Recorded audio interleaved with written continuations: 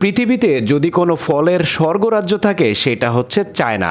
সৃষ্টিকর্তা যেন চায়নাতে সকল নেয়ামত একেবারে ঢেলে দিয়েছে। আজকে আপনাদেরকে চায়নার একজন সফল কৃষকের ফলের বাগান দেখাবো।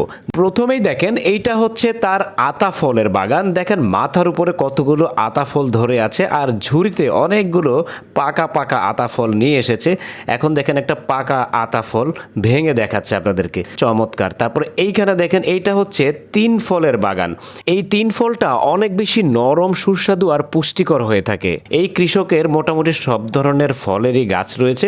ভিডিওটার শেষ পর্যন্ত দেখতে থাকুন, আশা করি আপনাদের অনেক ভালো লাগবে। আর প্রত্যেকটা ফলই একেবারে বাজারের বাছাই করা সবচেয়ে সেরা জাতের ফল চাষ করে থাকে সে। দেখেন 3 ফলের সাইজগুলো কত বড় বড়, বিশাল বড় এবং দেখতে খুবই লোভনীয়। তারপরে এই ফলটাকে দেখেন, এটার নাম হচ্ছে লোকাট। ছোট্ট একটা গাছের ভিতরে কি পরিমাণ রসালো ফল ধরে আছে আর দেখতে বেশ দারুণ লোভনীয়। এটাও একটা লোকাট গাছ, কিন্তু এটার সাইজটা ছোট এবং অল্প কিছু লোকাট ধরেছে, তার জন্য দেখেন এটাকে র্যাপিং করে রেখে দিয়েছে। এখন দেখেন এই গাছ পাকা রসালো ফলটাকে আমের মতো করে ছেলা হচ্ছে। এইটা অনেকটা আমাদের দেশীয় সবেদা জাতীয় ফলগুলোর মতোই ভিন্ন ধরনের একটা ফল। এইটা দেখেন, এটার নাম হচ্ছে পেপিনো মেলন। এটা অনেকটা তরমুজ জাতীয় ফল, কিন্তু দেখতে আপেলের মতো, বেশ রসালো, ভিতরে অনেক পানি থাকে আর রস থাকে, জানি না খেতে কেমন হবে।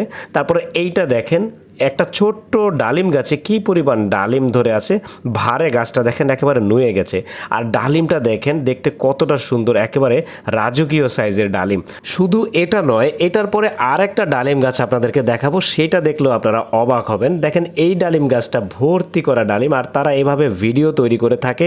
তার কারণ হলো বিভিন্ন ভিডিও তৈরি করার মাধ্যমে তারা সোশ্যাল মিডিয়াতে তাদের বাগানের এই লোভনীয় ফলগুলো কাস্টমারের কাছে বিক্রি করে থাকে এবং হোম ডেলিভারি দিয়ে থাকে বা পাইকারিও বিক্রি করে থাকে।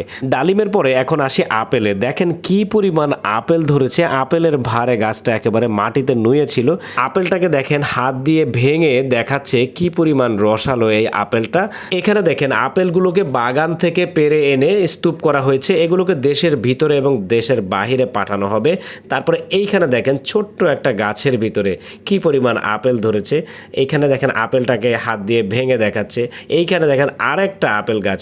এত ছোট একটা আপেল গাছে যদি এই পরিমাণ আপেল ধরে, তাহলে শত শত আপেল গাছে কি পরিমাণ আপেল ধরতে পারে। চায়নাতে কৃষি কাজ করা বেশিরভাগ মানুষই শিক্ষিত হয়ে থাকে, যার জন্য তাদের কৃষিক্ষেত্রে এত বেশি সাফল্য।